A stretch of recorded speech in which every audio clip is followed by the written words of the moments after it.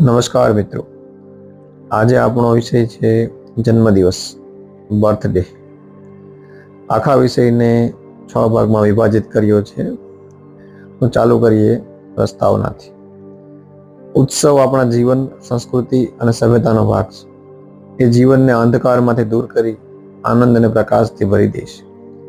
જન્મદિવસ એ એક પ્રકારનો ઉત્સવ છે જેની ભારતીય અને વૈજ્ઞાનિક ઢબે ઉજવણી કરવી જોઈએ. જન્મદિવસ માટે આમ ઘણા મંત્રો તથા શ્લોક પણ ઉલ્લેખનીય છે. ઘણા આશીર્વાદ પણ જન્મદિવસ માટે પ્રસિદ્ધ છે, જેમ કે જીવેત શરદઃ શતમ, જીવેત શરદઃ શતમ શતમ, સુદિનમ સુદિનમ જન્મદિનમ, તો 100 શરદ ઋતુનું આયુષ્ય પ્રાપ્ત કરો.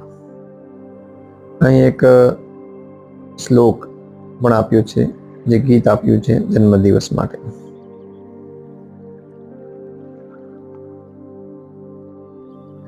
હવે આપણે લઈએ હાઉ ટુ સેલિબ્રેટ, કઈ રીતે જન્મદિવસની ઉજવણી કરવી જોઈએ.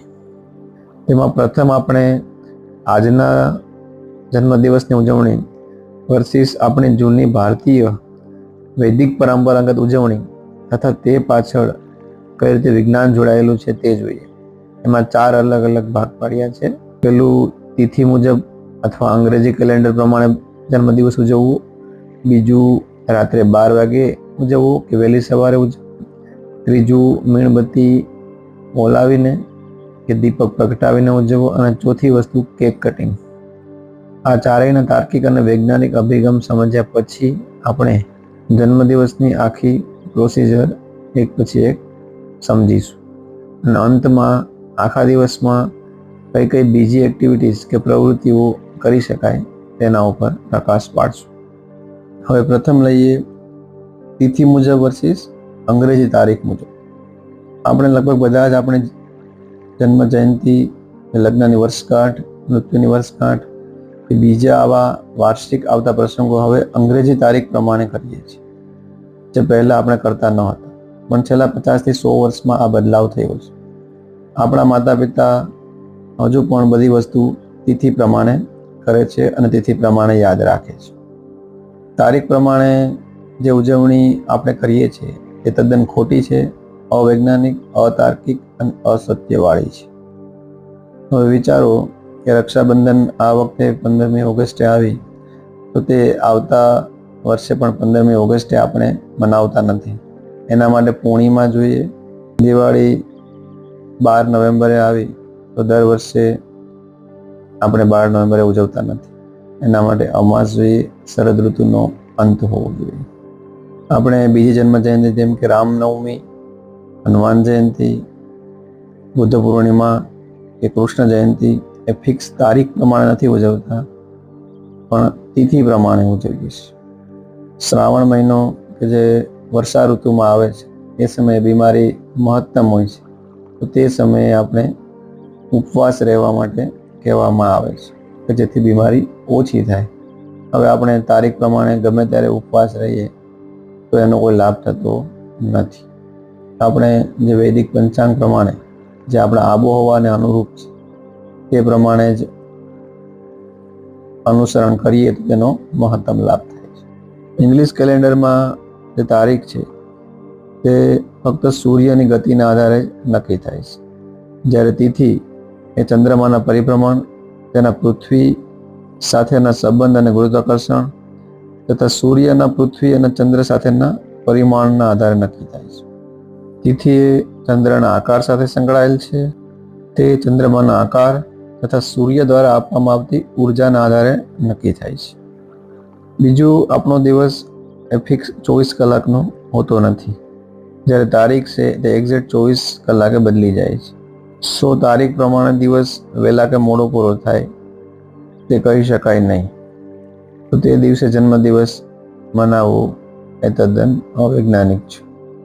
જ્યારે તિથિ પ્રમાણે તે એક્ઝેક્ટ સેમ દિવસ આવે છે, તે દિવસે જે વાતાવરણનું પરિણામ, વાતાવરણનો સપોર્ટ, એનર્જી, ફિલ્ડ ઇફેક્ટ જે મળવું જોઈએ તે મળી જાય છે. તે આબોહવા તથા સૌરમંડળ અને બ્રહ્માંડનો સકારાત્મક લાભદાયી સપોર્ટ મળી શકે છે. આ ઉર્જાની વ્યક્તિના સ્વાસ્થ્ય આરોગ્ય પર ખૂબ અસર થાય છે. વ્યક્તિ આરોગ્યવાન, ઉર્જાવાન અને લાંબુ આયુષ્ય પ્રાપ્ત કરી શકે છે. તિથિ પ્રમાણે ઉજવવાથી સૂક્ષ્મ સ્તરની ઉર્જા, કુંડલિની તથા 7 ચક્રો સાથે જોડાયેલી સૂક્ષ્મ સ્તરની ઉર્જાનો લાભ વ્યક્તિને મળે છે. જન્મ દિવસે બાળક ગર્ભમાંથી બહાર આવે તે સમયે તેના ઉર્જા, સૂક્ષ્મ તરંગો, ઓરા તથા કુંડલિનીને 7 ચક્રો હોય છે તે તિથિ પ્રમાણે ઉજવવાથી પૂર્ણ રીતે પ્રભાવિત થાય છે. એનો આપણા શરીર, બુદ્ધિ અને મન પર ઊંડો પ્રભાવ પડે છે.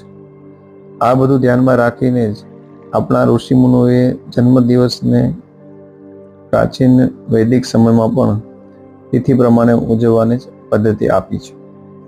હવે આધ્યાત્મિક સ્તરે જોઈએ તો વ્યક્તિને તારીખ પ્રમાણે ઉજવવાથી તે આધ્યાત્મિક સ્તરનો લાભ મળતો નથી. રજસ તમસની માત્રા એમાં વધે છે. મન અંતર્મુખને બદલે બહિર્મુખ બને છે. આપણા શરીરની આજુબાજુ તમસ અને રજસનું આવરણ હોય છે. જે તારીખ અનુસાર ઉજવવાથી એમાં કોઈ પરિવર્તન આવતું નથી, પરંતુ તિથિ અનુસાર ઉજવવાથી જે ઈશ્વરીય ચૈતન્યનો પ્રવાહ, ઉર્જાનો પ્રવાહ આકૃષ્ટ થાય, વ્યક્તિની ભાવ જાગૃતિ થાય, સંપૂર્ણ દેહમાં ચૈતન્ય પ્રચારિત થાય અને ચારે તરફ ચૈતન્યનું સુરક્ષા કવચ નિર્માણ થાય. તમસ રજસ જે મારક શક્તિના તરંગો છે તેનું પ્રક્ષેપણ થાય. રજસ તમસનું કાળું આવરણ નષ્ટ થાય છે. હવે બીજું છે 12 AM સેલિબ્રેશન, રાત્રે 12 વાગે જન્મદિવસની ઉજવણી. આ પદ્ધતિ તદ્દન ખોટી છે. તારીખ દર 24 કલાકે બદલે છે, પરંતુ વાસ્તવિકમાં આપણો દિવસ એ પૂર્ણ 24 કલાકનો હોતો નથી. 12 વાગે એક્ઝેક્ટ દિવસ ન બદલે. તારીખનું ઠેકાણું ન હોય તો દિવસની શરૂઆત ક્યાંથી થાય એનું પણ ઠેકાણું ન કહી શકાય. એટલે નવો દિવસ રાત્રે 12 વાગે ચાલુ થતો નથી. 12 વાગે જન્મદિવસની ઉજવણી ના કરવી જોઈએ. મેસેજ કે ફોન ના કરવા જોઈએ. આપણો દિવસ સૂર્યની સાથે નક્કી થાય છે. સૂર્યોદય સાથે દિવસની શરૂઆત થાય છે. એટલે જન્મદિવસની ઉજવણી પણ સવારે કરવી જોઈએ. સવારે સમય ના મળે તો બપોરે અથવા સાંજે પણ કરી શકાય, પણ રાત્રે ક્યારેય નહીં. એક બીજું આ અંધ અનુકરણનું કારણ છે ઇંગ્લેન્ડ કે યુરોપિયન ટાઈમિંગ. જ્યારે તે લોકોને કંઈ ખબર નહોતી પડતી ત્યારે તે લોકો બધું આપણી પાસેથી જ શીખતા. તો અહીં સવારે 5 કે 5:30 વાગે નવો દિવસ ઉગે એ સમયે ત્યાં ઇંગ્લેન્ડમાં અંદાજિત 12 AM વાગ્યા હોય છે. તેણે ત્યારે આપણું અનુકરણ કર્યું કે ભારતમાં 5 કે 5:30 એમ કહે છે કે નવો દિવસ ઉગ્યો, તો આપણે અહીં 12 વાગે નવો દિવસ ઉગે એવું માની લઈએ. એ લોકો 12 વાગ્યાના સમયને નવો દિવસની શરૂઆત ગણે છે. હવે 200 વર્ષ અંગ્રેજોએ આપણા પર ગુલામી કરી અને આપણી અંદર પાશ્ચાત્યનું બ્લાઇન્ડ અનુકરણ કરવાની ટેવ પડી ગઈ છે. એ લોકો રાત્રે 12 વાગે ઉજવે તો આપણે પણ રાત્રે 12 વાગે નવો દિવસ માનીને જન્મદિવસની ઉજવણી અત્યારે કરવાની ચાલુ કરી દીધી છે. એટલે આઈડિયલી વહેલી સવારે કે સૂર્યોદય પહેલાં ઉઠીને જન્મદિવસની શરૂઆત કરવી જોઈએ. વહેલી સવાર આપણા મનને તાજગી આપે છે તથા આખો દિવસ પણ શુદ્ધ વિચારો તથા સક્રિય કાર્યક્ષમતા રહે છે. આમાં બીજું હું લઈશ કે બીજા આપણા પવિત્ર વસ્તુ જેવી કે લગ્ન છે, વિવાહ સંસ્કાર, એ પણ સવારે જ થવા જોઈએ. રાત્રિ વિવાહ અવૈજ્ઞાનિક છે. એ સમયના જે વિદેશી મુસ્લિમ આક્રમણકારીઓથી થતી લૂંટ, હત્યા કે બળાત્કારને લીધે આ રિવાજ બદલાયો, પણ હવે તે ફરીથી મૂળ રૂપમાં આવી જવું જોઈએ. હવે ત્રીજી વસ્તુ છે દીપક પ્રજ્વલિત કરવો વર્સિસ મીણબત્તી ફૂંક મારીને હોલા. ઋગ્વેદનો પ્રથમ શબ્દ છે અગ્નિ, ફાયર. ઋગ્વેદમાં અગ્નિ સુક્તમ આપ્યું છે. અગ્નિને પંચ મહાભૂત ગણવામાં આવે છે.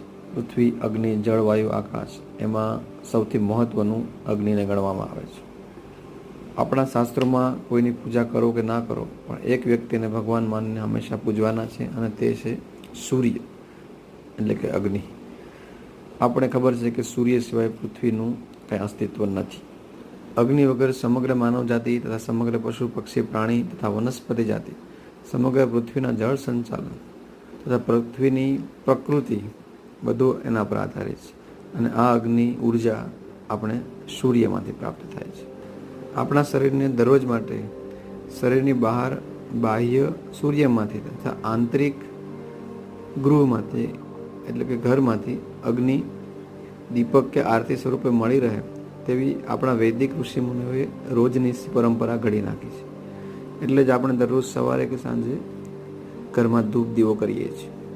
બીમાર વ્યક્તિ તથા ગર્ભાવસ્થામાં પણ 24 કલાક તે રૂમમાં અગ્નિ દીપક ચાલુ રાખવાનું ઘણું લાભદાયી નીવડે છે. અગ્નિને ચેતના ગણવામાં આવે છે, શરીરની સૂક્ષ્મ ચેતના. એટલે જ આપણે એવું નથી કહેતા કે અગ્નિને સળગાવો, પણ આપણે એવું કહીએ છીએ કે અગ્નિને ચેતાવો. અગ્નિ એક ચેતના છે. અગ્નિ આપણી જીવન જ્યોત છે, એક પ્રાણ જ્યોત છે. તે આરોગ્ય અને આયુષ્ય માટે જરૂરી છે. તમસોમાં જ્યોતિર્ગમ્ય. આપણી જીવન પદ્ધતિમાં, આપણા સંસ્કૃતિ અને સભ્યતામાં અંધકારથી પ્રકાશ તરફ આપણું જીવન જવું જોઈએ એવી વાત છે. એટલે દીપક પ્રજ્વલિત કરવાનું હોય, દીપક પેટાવવાનો હોય, અગ્નિને ચેતાવવાની હોય, નહીં કે એને ફૂંક મારીને હોલાવવાનું હોય. આપણે જે મીણબત્તીને ફૂંક મારીને હોલાવીએ છીએ એ પરંપરા તદ્દન ખોટી છે. તે અહીં સાબિત થાય છે. બીજું, મીણબત્તી સળગાવીને ફૂંક મારીને હોલાવીએ તો તેની પણ ઘણી સાઈડ ઇફેક્ટ થાય છે. વાતાવરણમાં જે વાયુ, કાળો વાયુ પ્રસરે છે તે વ્યક્તિગત રીતે તથા વાતાવરણ માટે હાનિકારક છે. હવા દૂષિત થાય છે. ફૂંક મારવાને લીધે હાઇજેનિક પ્રોબ્લેમ પણ થાય છે. બધું થૂક કેકમાં જાય છે, જે બીજા લોકોને હેલ્થ માટે નુકસાન થઈ શકે છે. જન્મદિવસના દિવસે જે ફાઉન્ટેન, ફુવારો, સ્પાર્કર સળગાવીએ કે ઉડાડીએ છીએ તેમાં જે દારૂ ગોળો હોય છે તે કેકમાં ઉડે છે, પ્લસ હવાને પણ દૂષિત કરે છે અને શ્વાસોશ્વાસમાં પણ તકલીફ થઈ શકે છે. હવે ચોથો પોઈન્ટ છે કેક.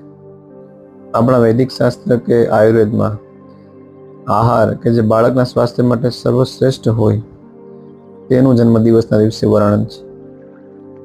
પણ આપણે પાશ્ચાત્ય સંસ્કૃતિના અનુકરણમાં હવે કેક લઈ આવીએ છીએ. એ લોકોમાં મીઠાઈ બનાવવાની કોઈ પરંપરા નથી, એટલે એણે કેકને સ્વીકારી છે. અને ત્યાં ઓન એન્ડ ઓનલી એકમાત્ર કેક જ મીઠાઈ તરીકે હોય છે. આપણે તો અહીં દૂધની પણ અગણિત મીઠાઈઓ છે, ચણાના લોટની પણ અગણિત મીઠાઈઓ છે અને બીજી એવી ઘણી બધી મીઠાઈઓ છે. તો સ્વાસ્થ્ય માટે સર્વશ્રેષ્ઠ હોય એવી વસ્તુ અપનાવવી જોઈએ. હવે આપણે કેકના શારીરિક, માનસિક, આધ્યાત્મિક તથા સામાજિક નુકસાનને સમજીએ. આપણું ધ્યેય એવું હોય છે કે જન્મદિવસની ઉજવણીથી જીવન પર્યંત બાળકોમાં આદર્શ ગુણોનો વિકાસ થવો જોઈએ. પણ અહીં એનાથી ઉલટું થાય છે. કેક આપણે ચપ્પુથી કાપીએ છીએ અને કાપીને બર્થડે સેલિબ્રેટ કરીએ છીએ. આપણા આહારમાંનું એક આદર્શ છે લાડુ, જેમાં કણ કણ જોડીને આપણે લાડુ બનાવીએ છીએ અને તે ખાઈએ છીએ, તે બાળકોમાં વહેંચીએ છીએ. તો આપણી સંસ્કૃતિ આપણે જોડવાનું શીખવે છે, નહીં કે કાપીને આનંદ લેવાનો, પણ જોડીને આનંદ લેવો. બાળકોમાં આ રીતે સૂક્ષ્મ સ્તરે સંસ્કારો અને સામાજિક સ્તરનું સિંચન થાય છે. બીજું કે એક આરોગ્યની રીતે ઘણું નુકસાન કરે છે. એક બાજારો પ્રોડક્ટ કહેવાય.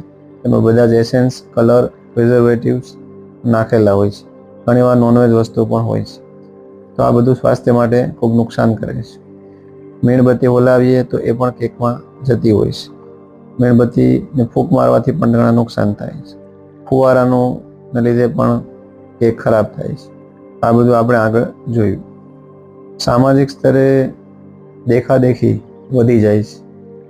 ગરીબ તથા મધ્યમવર્ગીય લોકો પણ આ આંધળા અનુકરણમાં બેફામ તથા બિનજરૂરી ખર્ચો કરે છે, જેનાથી તેને કે તેના બાળકને થતો લાભ તો શૂન્ય છે.